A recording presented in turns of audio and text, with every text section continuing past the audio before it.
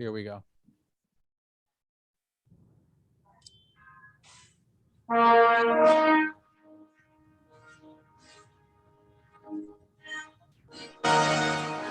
And you're listening to a special edition of Conversation with Rabbi Yehoshua Balkany. I'm Zev Brenner in conversation with Rabbi Yehoshua Balkany, but we have a very special guest. Congressman Tom Suozzi from Long Island, 3rd District, joins us. He's running for governor of New York. So, Congressman, good to see you. Good to be with you on Shabbat dinner the other night. So thank you for joining us. Hey, Zev, thanks so much for having me on. And Rabbi, Go ahead, Congressman. Yes. yeah, Zev, it's great to be with you. And Rabbi, it's great to be with you as well. Likewise, thank you. My first question I wanted to ask you, when you became the chief executive of Nassau County, and you served, if my memory serves me correct, for 7 years, what was the state of affairs in that county when you came into office? And how do you reflect when you left office? How were they? Well, when I first came into office, Nassau County was rated literally the worst run county in America by the Maxwell School of Public Policy at Syracuse University. They had done a study of the major counties throughout the country. And it was 2001. It was soon after September 11th. I took office January 1st of 2002. It was a very trying time in history, but the economy was still relatively strong. And despite that fact, Nassau County, one of the wealthiest counties in the country, was on the brink of bankruptcy. Its bond rating has been lowered to one step above junk bond status. So I came in, I put a plan in place, a very comprehensive plan. I got a lot of people on board, and I turned it around. I got more bond upgrades by Moody's and Fitch and Standard & Poor's. I bring that up because that's an independent outside agency looking at your finances, and said it was one of the most dramatic financial turnarounds in the country. We were put in the A ranks by all of those Wall Street rating agencies. So it was really, we had the lowest crime rate in the United States of America for any community over 500,000 people. We built a new executive and legislative building. We preserved open space. We set up a national model for health and human services. It was just a great record of accomplishment. It was a great experience that I had as a chief executive running the one of the largest counties in America, bigger than 11 states. I used to joke with Bill Clinton that my budget as Nassau County executive was bigger than the budget of Arkansas when he was governor. So we used to joke about that. Wow, that's some accomplishment. I know that Mayor Adams offered you to become his first deputy mayor. And that's a position that most people would have jumped for, because basically you're mayor of the city, you're running the whole city. You very graciously declined the invitation and you thanked him for it, but you explained that you think that as governor, you could be much more effective for the state and for him in New York City as being a governor. Do you have any regrets that you turned down that position? No, I have no regrets. I mean, it was a very difficult decision. I have a great relationship with Eric Adams. I have great hope for him, for what he's trying to accomplish, especially on crime in the city and also helping our troubled schools. I supported him very early on in his race for mayor, and he knows about my executive experience as a former mayor of a small city and a county executive of a very large county. And he asked me to work with him as his deputy mayor. And I said, listen, I can do so much more to help you and to help the city of New York as the governor of New York State. And so that's what I'm doing. I'm running for governor, and I'll do everything I can to help him make the city of New York safe again, to deal with this terrible tax problem that we have. We've got a major affordability problem for people that just can't afford to live here anymore with the taxes and utility rates. And now we see the gas prices and everything else. That's a national problem. And we have to help these troubled schools where these kids have been left behind for generations. So I'm excited about the possibility of me becoming the mayor and working in partnership with Mayor Adams. Many people who are concerned about what's going on in the streets and the DA's of our state, that the people who have mugged or robbed people and were arrested 6, 8, 10 times come in, they're slapped on the wrist, and they go back out to the street. One of the items that you have projected as governor that you're going to step in and very vigorously address the crime problem. How do you express the difference of what you would do, and let's say Governor Hochul, who you are running in a primary against, is doing or is not doing? Well, she's not doing it. I mean, right now we have a crime crisis in New York State and certainly in New York City. It's a crisis, and she's treating it as an afterthought. I mean, one of the first things I would do if I was elected governor, even before I took office, is I would convene a meeting of all the mayors of all the cities.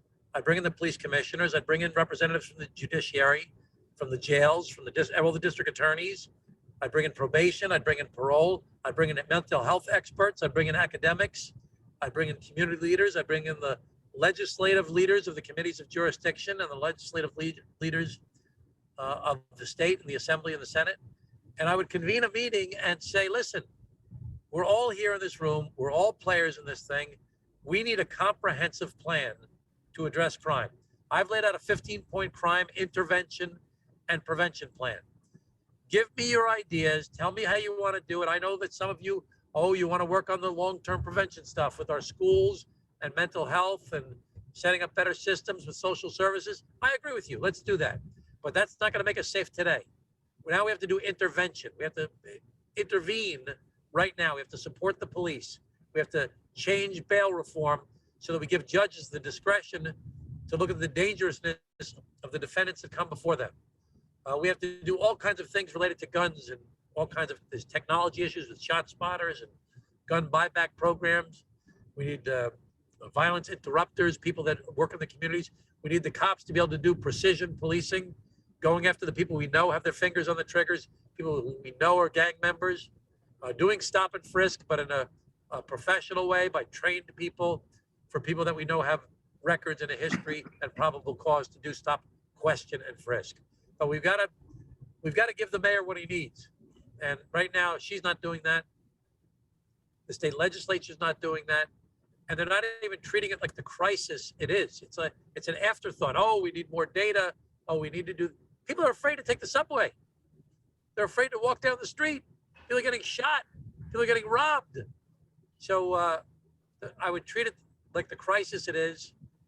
I develop a comprehensive plan. I've done this before as a chief executive when I was Mayor of Glen Cove. I was a national model for cleaning up polluted properties, bringing in dozens of federal, state, and local agencies. Brought in $100 million to my small city. When I was county executive, I developed a national model for health and human services by bringing in all the experts from multiple departments. I've done it as member of Congress, cleaning up a polluted site, polluted by the Navy in Grumman, and bringing in all the players. That's what you need. You need a comprehensive plan to address crime. And I would treat it that way, as the crisis it is. There was a famous uproar when Alvin Bragg sent out a memo to his staff. And because of the uproar, he backed off. But bottom line, people say that in actuality, he is still standing by his original format. And if you take a look at all those who have been arrested and are coming into his jurisdiction, that there's not much of a difference of his statement at the beginning to what he's actually doing now. How would you address that? Well, I was a member of the uproar when he first released that memo. I did a TV commercial. I actually spent a lot of money on that TV commercial to say, listen, the governor has the power to remove a district attorney who does not enforce the law. It's not up to a district attorney to say, I'm going to enforce this law, not that law. You want to change the law, run for state senate, run for state assembly. But you as the DA have to enforce the laws. You can't pick and choose which laws. You can't say, I'm not going to prosecute someone for armed robbery, not as a felony. I'm not going to prosecute resisting arrest. That would be a green light for chaos. That'd be like, hey, listen, you want to commit your crimes, come into Manhattan. It's okay to do it here. You can't do it in Brooklyn or Queens or the Bronx, but come to Manhattan, come do it here. You can't do that. So as the governor, I would hold the district attorneys accountable to enforce the laws that they're sworn to uphold. You know, we hear about the oaths of office everybody takes, you know, that they swear to uphold the Constitution, uphold the laws of the state of New York. That's what they have to do. They have to uphold the laws. That's what the job of the district attorney is. And if they don't, you could either remove the district attorney or you could have the attorney general prosecute the crimes that they're not prosecuting. So that's what I would do. Mm-hmm. Moving on to the Iranian deal that Obama wanted so much. Were you in Congress at that time? I was not in Congress at the time, but I would not have voted for that deal. I didn't like that deal, and I'm concerned. I've signed a letter with many of my colleagues, 15 or 20 of us, Democrats and Republicans, that we're very concerned about the talk of the New Deal. Iran cannot be trusted. We have to just recognize that there are bad people in the world that do not share our values. And, Reagan used to say, trust, but verify. You have to have protections in place. And Iran is a bad actor. And they're committing malfeasance throughout the entire region, trying to spread their hate and terrorism and destabilizing influence to many different communities. And we have to have protections in place that they can never get a nuclear weapon and that they cannot continue to purvey their terrorism that they are throughout the region. That has to be part of any deal. So unless, I'm not saying no deal whatsoever, but the current parameters that they're talking about are not acceptable. A concern by many is the fact that not only would they give them a green light or a platform to develop their nuclear capability, but they're going to be handed around $200 billion in cash, which we know that they export all this terrorism and all the trouble in the area. And with that kind of money, we're just handing it to them to do what they want to do. So that was a tremendous part of the uproar against it. And let's not forget that in Iran today, they still have their marches in the street, death to America, death to Israel. And many feel that how can you sign a deal that all they wanted for is pure destruction, and the money part, pure terrorism.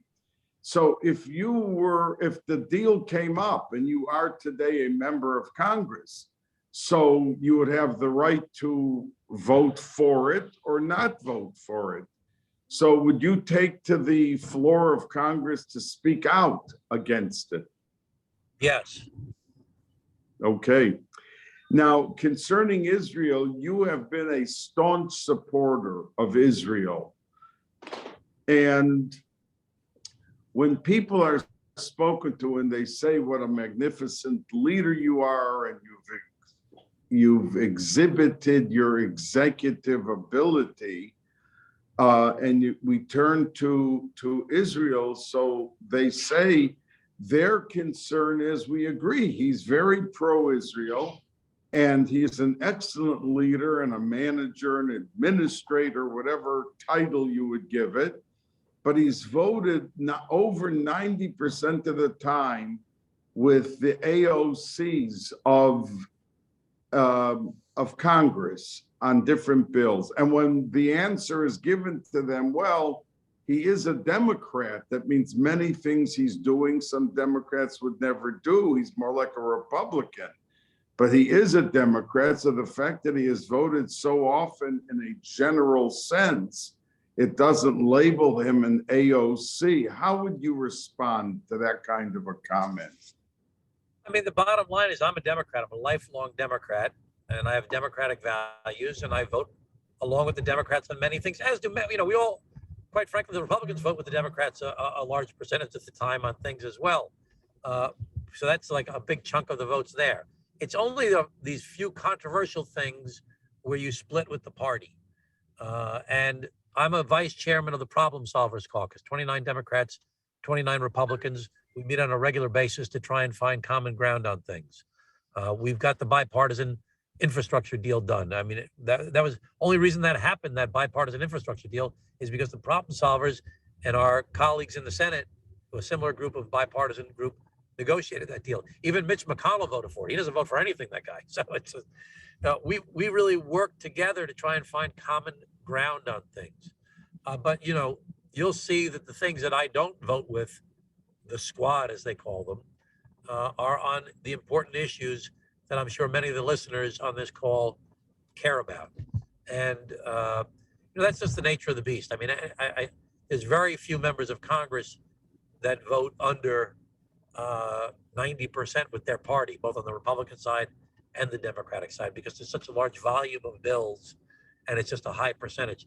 But when it matters, I'm the one you can look to. I supported President Trump. You know, I don't support him on a lot of things, but I supported him on all the issues related to Israel, moving the embassy to Jerusalem. I supported him on the Abrahamic Accords. I supported him when he first appointed General Mattis, even though he ended up fighting with Mattis afterwards. So you have to look at the specific votes. I'll defend any vote that I've taken. I'm proud of my record. I'm a lifelong Democrat, but I'm a common sense Democrat. I will not pander to the left. I won't back down to the far right. I'll work with anybody, Democrats, Republicans, progressives, moderates, conservatives. I'll work with anybody if you really want to help the people. And if you look at my platform for governor, what am I talking about? I'm talking about fighting crime, lowering taxes, and helping our schools. The schools that have been so neglected for so long. Not with more money either. That's not the answer, it's not more money. So I'll stand on my record and I'll defend my record. And I am, like I said, a common sense Democrat. I'm more in the model of JFK and Harry Truman and folks like that, as opposed to the left that's emerging. One of the reasons I'm running for governor, quite frankly, I could stay in Congress for the rest of my life if I wanted to and get reelected over and over again. I'm giving that up. It's a great honor, great responsibility, is because I'm so concerned about my party. And I'm so concerned about this drift to the left. I don't like it. And I'm going to stand up against it. Everybody wrings their hands. They say, oh, we don't like to fund the police. We don't like socialism. We don't like it. Well, do something about it. I'm running for this seat to fight against that wing of the party, as well as to address the problems that we face in our state with the highest taxes in America, a rising crime rate, schools that have been left behind for generations. I'm doing something about the problems we talk about. You mentioned, Congressman, the police. Would you ever, under any circumstance, consider defunding police? That concept is absolutely absurd. You do not defund the police. You support the police. I made a point on the first day of the Republican National Convention in 2020, when they were starting to try and paint Democrats with that defund the police moniker. I said, I'm not going to get painted with that. The first day of the Republican National Convention, I did a press conference in my hometown of Glen Cove honoring 5 police officers. A police officer from Glen Cove, a police officer from Nassau County, a police officer from Suffolk County, and 2 police officers from New York City for their heroic actions. And what they did is save lives and protect people, lives, property, because I support the police and I believe in the police. Now, are there things that some police do that are wrong and are abusive? Yes. We have to go after that. There's no question about that. But we can't paint all the police with that brush, who put their lives on the line, who risk their lives. We have to support the police. So I do not support the idea of defund the police. We have to fund the police. Should we also fund mental health services? And should we get people off the streets and try and prevent crime from happening in the first place by doing a better job with kids in school to make sure they have an opportunity to live a productive life and have opportunity to succeed in the future? Yes, but that's long-term prevention. In the meanwhile, we have to do intervention, and we need to support our police to do that intervention. Very well stated.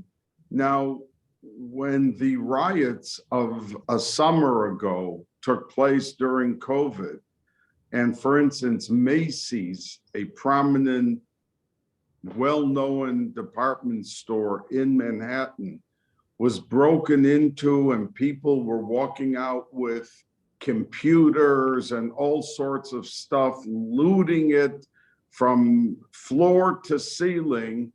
Mayor de Blasio commended the restraint of the police, that nobody was arrested. They were right there and they just stood there and they did not arrest one person. What would your reaction be to a scene like that?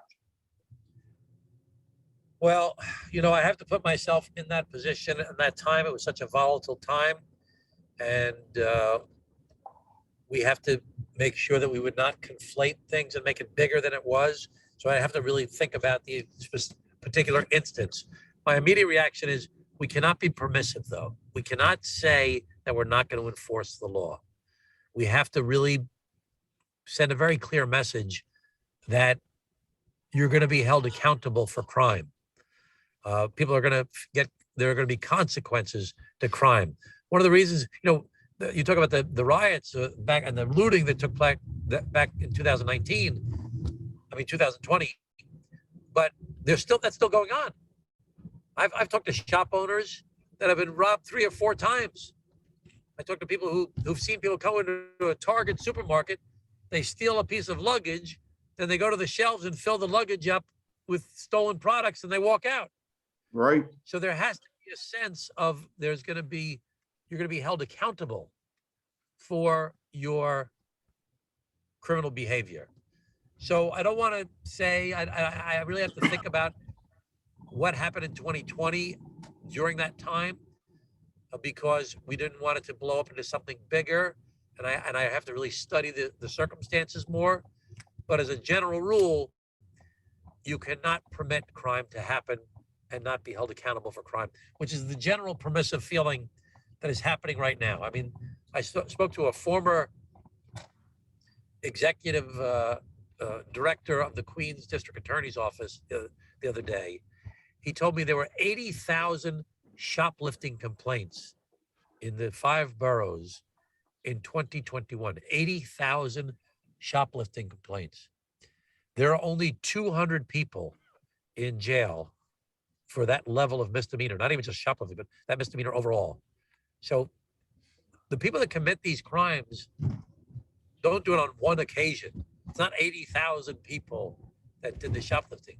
It's people that do it over and over and over and over again. It's a way of life for them to either feed a drug habit or to just live, in this illegal behavior. It's like a Wild West behavior.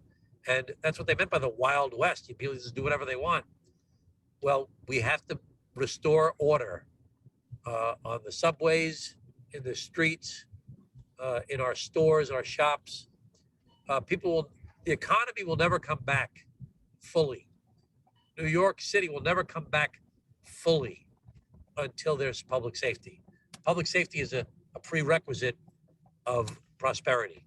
And so we must ensure that we have public safety.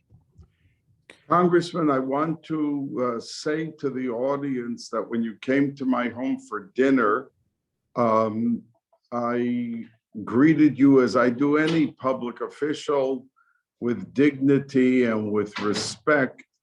And we had a very fine evening together. But I recognized right away that you were someone who can lead and you can do the job responsibly and not lend your ear or let your decision-making process be guided by the whims of the public or protesters or these type of things. It was a very impressive evening, and as this interview evidenced and showed, whoever's listening and when it's aired on Saturday night this week, I'm sure that many people listening to you some have not even heard the name and they don't know you personally, but tonight gave them an opportunity to be able to go inside and see, who is the man. And I think that there will be, we hope, a very clear distinction when they come to vote for who has to be the Democratic nominee. They have to take a moment of truth.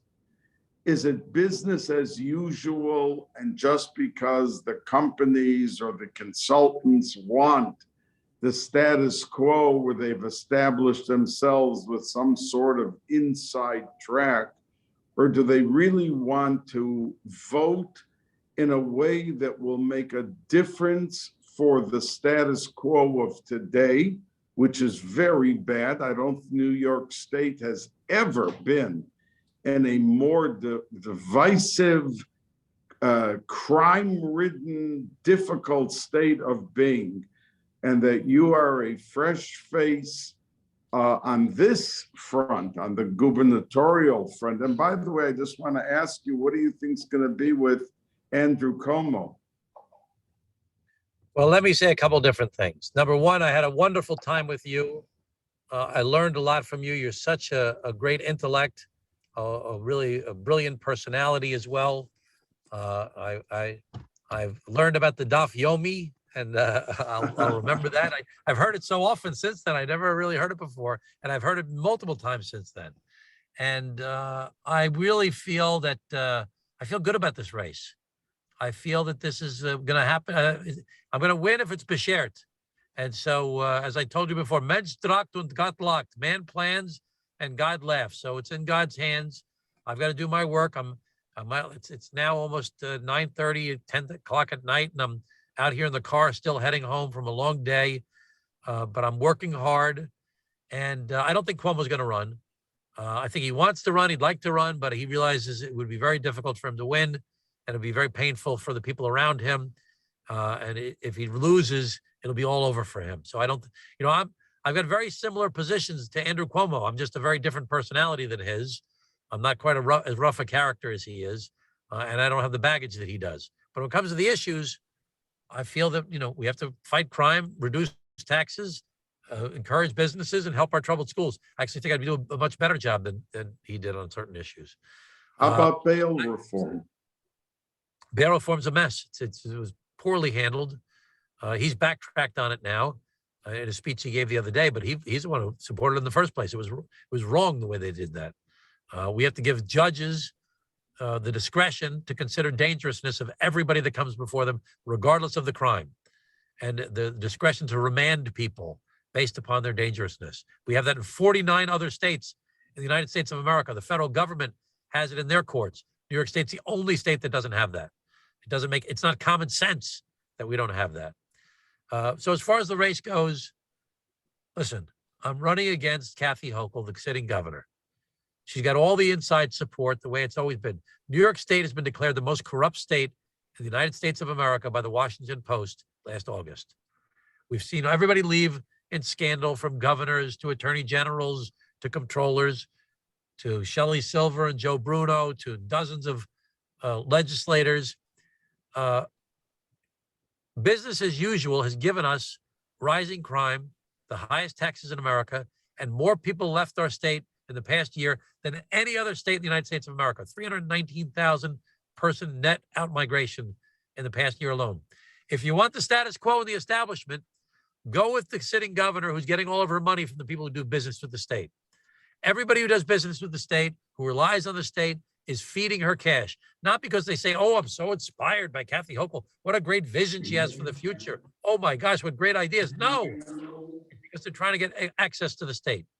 So that's what's killed our state. So I'm fighting against that. I've raised $7 million. I have to raise $7 million more. I've done telephone town halls. I've spoken to 85,000 people, registered Democrats, likely voters in the primary. On those phone calls, I'm out doing in-person events all the time now. I just need the people. And I hope the listeners on your show, if they hear me, they'll talk to their friends, they'll talk to their neighbors, they'll talk to their coworkers, they'll spread the word. They'll say, hey, Tom Suozzi, he's a proven executive. He's a common sense guy, and he wants to fight crime and lower taxes and help our schools. And if they like me, spread the word. If they hear me tonight, they say, listen, I don't like Suozzi. I wanted to hear Balkany. I don't like Suozzi. He's no good. I ask you, please just keep it to yourself. Congressman, I want to thank you after such a hectic, busy day that you took the time to be with us and to discuss what your vision is for the state. And we, of course, wish you great, great success. And to all of the listeners, if you want to invest in the state, give to the campaign and join the voting process that will propel Tom Suozzi over the top against odds. I remember when Pataki was running, they said, you can't do, Mario Cuomo is a sitting governor. There's no way he could overwhelm him. And he did. He didn't win by 20 points. It was a narrow margin, but he won. And over here, the same thing can happen. He can overtake this governor who has zero vision, and she just fell into the job by circumstance because of Cuomo leaving. So we want to thank you. We wish you well with much success, and may God hold your hand in every decision. Rabbi, that means so much to me. Thank you so much. I'm so grateful to you. Thank you for your wisdom, and thank you for your support and encouragement. It means a great deal to me. And thank you for your prayers. That means the most. Thank you. Good night and be well.